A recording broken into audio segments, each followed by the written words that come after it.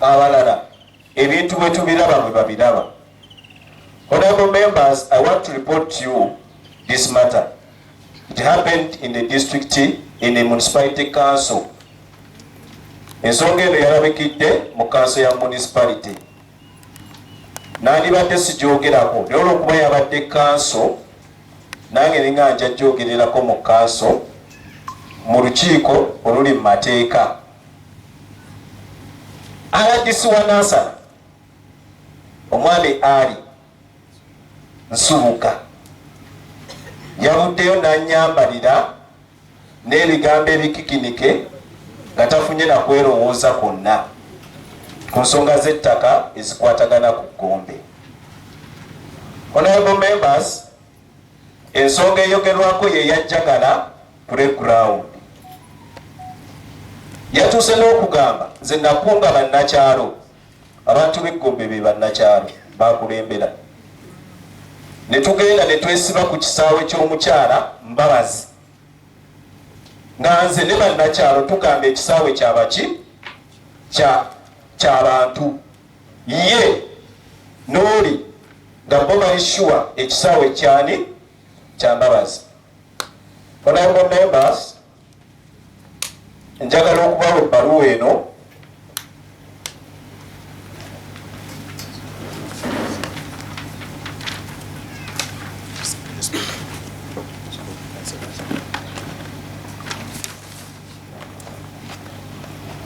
Honorable members, nga 28 ogw'ekkumi 2022 nafuna ebbaluwa ng'eva Jagala Seero ng'ewandiikiddwa chairman w'Ero C1 yali esomebwa eti to the Meeya Gombe Division, Nansana Municipality, Wakiso District, request to assist our community. We kindly ask you and your office to assist our community on the playground that is being faced by Miss Mbabazi, Flavia and her Jesus Cares Ministries. Any possible assistance rendered will be highly appreciated. Nateekako omukono Kisambiza Patrick, chairman w'Ejjagala Kavule. Ebbaluwa eva ku LC1, chairman LC1 agiwandiikira Meeya ki Gombe Division ng'amaze okufuna amawulire n'okulaba nti waliwo ekiteeberezebwa okubanga ekisaawe ky'abantu kikola ki kigenda. Mukulembeze munnange ekubaana n'abatuuze okulaba nga tukayanira ekisaawe kyaki ky'Ejjagala. Our entry into that matter yava ku LC ki ku LC1 nga ebimu ku bantu bye baleeta wano ekisaawe ekyo kyaliko toilet eyazimbibwa Buso Foundation emyaka mingi egiyise. Buso yazimbanga awantu nga nnyini ttaka amaze okukkiriza pulojekiti eyo ekule ki egendewo. Era omusango ogwo njagala okutegeeza muganda wange RDC, si RDC yagusookamu, RDC Serunjogi yagutuulamu naye ekisaawe ky'abantu ne kikola ki ne kisigalawo. Kaakati kitange yakoze ebintu bibiri. Ffe baakulembera tuyita bannakyalo, si ye yatuteekawo. Abantu b'e Gombe yabasangawo, ate abantu b'e Gombe baakola kinene okuleeta mukama we ffe baajolonga bayita bannakyalo. Njagala okumutegeeza bw'oba oli ku level etiisatiisa omukulembeze ng'ayogedde ku nsonga ezirimu abantu, then you don't qualify to be an RDC. Kubanga tulowooza mu position mwoli oli mutabaganya, toyawulayawula mu baki mu bantu.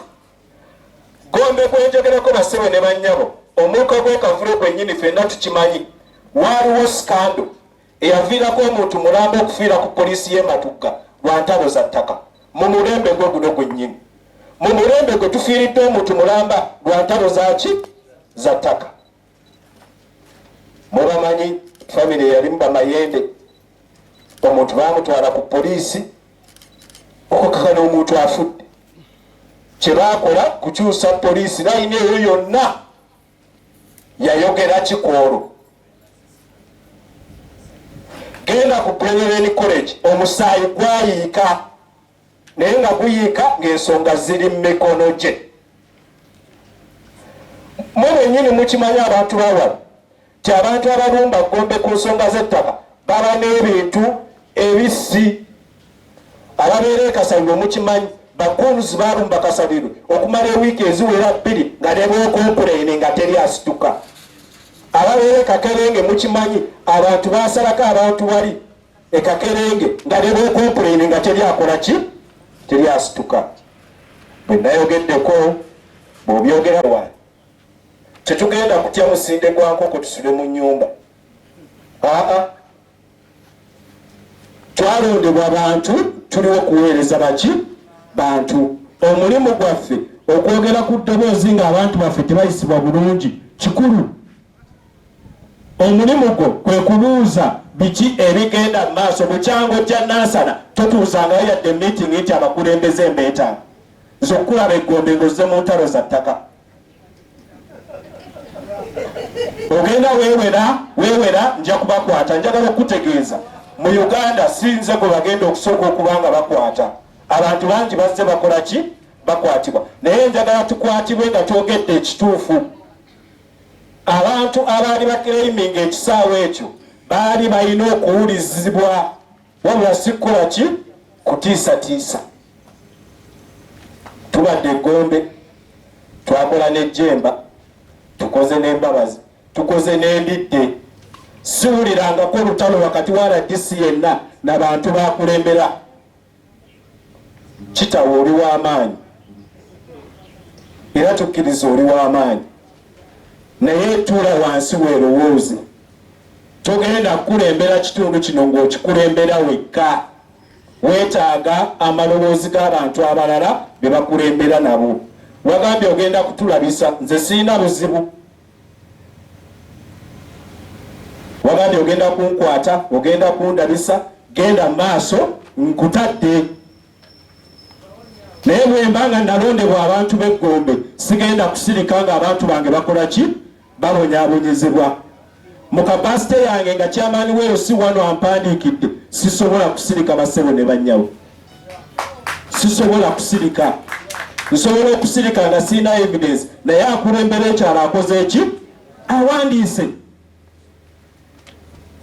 Bw'obanga oli smart kyekikubya enkiiko nga tobuulidde yadde eriya liita nga ddala oli smart. Yadde kansala yadde kyamaani w'ekyalo n'okuba olukiiko n'osala omusango gw'ettaka n'otambula n'odda n'osigala kukwata buzindaalo otuvume otutiisetiise nga bw'ogenda otukwata. Mu Uganda nalabako ku basakwa ejinja ffe abannanka olukya lwe tubala bwe luba terundakya tolukola ki tolubala. Kale nno muganda wange Ensubuga njagala okusaba Gombe ono ayina abakulembeze Gombe ayina ebibaluma ng'oyagala okumanya nti ensonga z'ettaka ziruma abantu kuba olukiiko lw'ettaka owulire biki ebiri mu Gombe. Naye obutawa abantu kitiibwa okubalengeza okubavulunga ng'omanyi balina ebitundu bye batwala sikikiriza mbasebo ne bannyabo. Bw'oba owulira tetusoboka nga tulemeddwa kkiriza batuzzeeyo Kasangati oba batuzzeeyo ewakiso kubanga abantu bange baali bakolebwako eyo obwenkanya bwakolanga ki baabangawo. Era Gombe ejjudde ng'otuuka ewakiso ewambabazi galayini y'abantu b'e Gombe ekoze eki ejjudde. Kasita watandise okulumba abakulembeze taata wange osaze layini. Osaze layini okulina omukututiisatiisa nga bw'ogenda otukwata. Ensi abantu bafuba basiiba babula. Ogenda kubeera otya naffe nga kufe abakulembeze ffe weewerera okukwata osibe. Bw'oba olina ensonga nga ddala okakasa ti emivuyo gino tugirimu nga ddala oli w'amaanyi tukwate otuvunaane otusibe. Teweebuuza ku muntu mulala yenna bw'obanga kyoyogera ddala kiki kituufu. Oyimirira etyo n'ogaa nti n'abandopera ababiri bwe bajja nabakwata ne mbakola ki ne mbasiba. What kind of leader? Then who will come to your office? When somebody complains, you arrest. then when you are arrested baafuna obwenkanya ne gye basooka okuloopa naye ogamba nja mumukwata okutiisatiisa tekugenda kumala wane wange Gombe okutiisatiisa tekugenda kumala mbasaba mugende mumugambe nti ewange eGombe okutiisatiisa tekugenda kukola ki tekugenda kumala aveeyo n'ensonga mu bulambulukufu ebiboneebono abantu bange ab'eGombe bye balabyeko mwaka gumu guno mu ttaka bimmala ekiyinza okubataasa be baffe abakulembeze okuyimirira ne twogera ku nsonga ezo ne bavaayo batuyambe.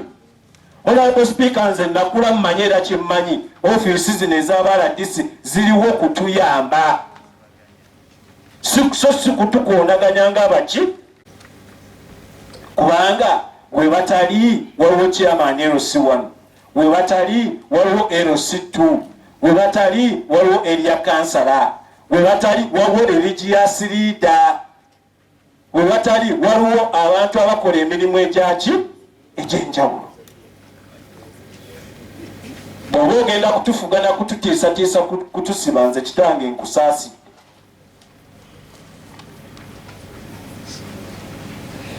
Ffe tulina abantu baffe bangi betumanya abali mu makomera nga n'omusango tebakola ki tebalina. Sigenda kutya musinde gwa nkoko kusula mu nnyumba. Sigenda kulemererwa kukola mirimu gyange nga chairperson kubanga waliwo omuntu ajja ku muzindaalo n'atiisatiisa.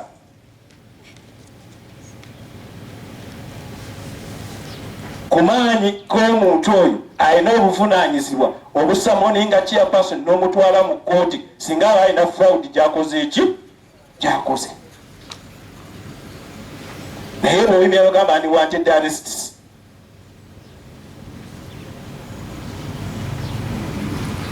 N'obuwombeefu njagala okumusaba yeerowooze. Togenda kutukulembera ng'otuvuma ekyo nkulayirira. Siri omu ku bantu abasirika. Bwekuba nga lutalo lwa kutuvuma kutusaanyaawo nja kukwanukula. Paka ng'ensi etekedde ani akola vvulugu kubanga abantu b'eGombe baatulonda kubataasa. Baatulonda banoonya bwenkanya kuba buli lunaku wabaawo ekyalo ekisendwa. Basebo ne bannyaba ensonga eyo njagadde ngirete mu kanso olw'ensonga yabadde mu kanso y'e Nansana ate ewange nga ngirinako obujulizi yavaawa okutuuka wa eGombe. Ate njagala kubasaba honorable members temukkiriza kufa kiziiro. Ensonga yonna ng'enyiga abantu vaayo n'amaanyi ogyogereko omuntu omutembeete mu mateeka awalina okulagwa asobole okufuna obwenkanya. Uganda yafuuka ng'ow'essente yawangula omusango. Aguwangula n'afuna n'abamwogerera okusaanyaawo abalala.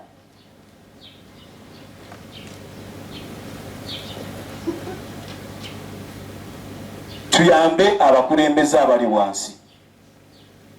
Bwe mbeera wano ne nnyimirira nyamba chairman wange ow'LC1 namba chairman wange ow'LC2 wamu n'abakulembeze bonna abaliwa wansi. Twewe ekitiibwa. Bwe tuteewa ekitiibwa ng'abakulembeze tetugenda kusobola kukulembera bantu be tukulembera. Honorable Speaker, okwo kwabadde kusoomoozebwa munnaffe bwe yavuddewo n'asalawo okulumba gavumenti y'e Gombe naffe twali tetusobola mmuleka wabula okwogera biki bye tumanyi ku nsonga eyo. Ffe twali ku sayidi y'abantu baayita bannakyalo nga kulemberamu abantu b'e Gombe bannakyalo. Can you imagine? Bannakyalo nze be bannonda be bakama bange. Oba ye ayina ab'ekibuga nze simanyi naye nze bannakyalo be baakola ki be bannonda. Bakuleetedde ebbaluwa osirika busirisi. Honorable members, ebbaluwa we zinaavanga wansi I should keep quiet. Kyokka ate ensonga bagitutte mu ofiisi yo ogitutte osaze nawo ffenna tugamba oke bw'obaba nga mugenzi ne babakolera luubingi ekisoke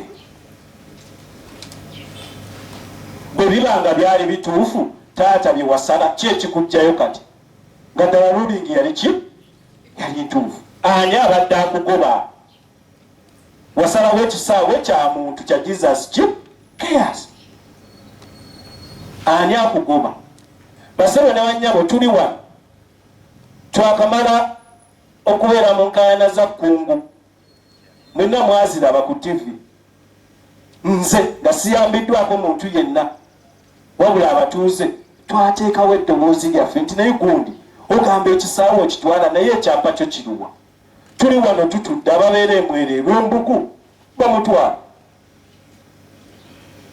munegose banaki manye enkaayana ziri eyo mbugu enkaayana z'ettaka tusobola kuzimalawo nga twewaŋŋana ebitiibwa n'okuwuliziganya okusobola okufuna ekituufu kyekiriwa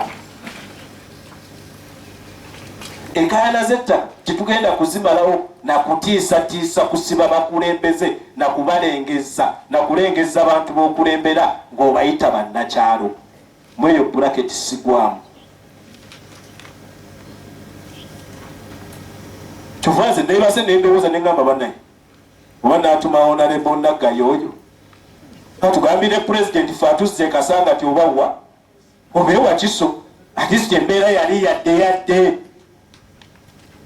abantu bange bakolebwangako abasajja abo nga bali mu ofiisi baawanga abakulembeze ekitiibwa jemba nga tasobola kujja Gombe nga talina mukulembeze gwakoze eki gwagambye RDC Mbabazi tasobola kujja Gombe wano nga talina mukulembeze gwagambye takisobola kikola naye nga nabo ba RDC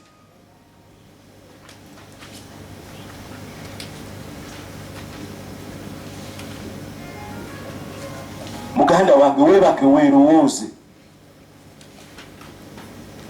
ebyokusiba sigoosoose naye kola omulimu mukamawo gwe yakuweereza okukola ki okukola bw'oba olabyewo fraudi ng'ali ku Meeya kwata kooti ozirinako obuvunaanyizibwa kwata omuntu mukube muki mu kooti muvunaane trespass naye tuve mu wolokoso bino ebyokulembera abantu biba bya ddala ataba kaliyoki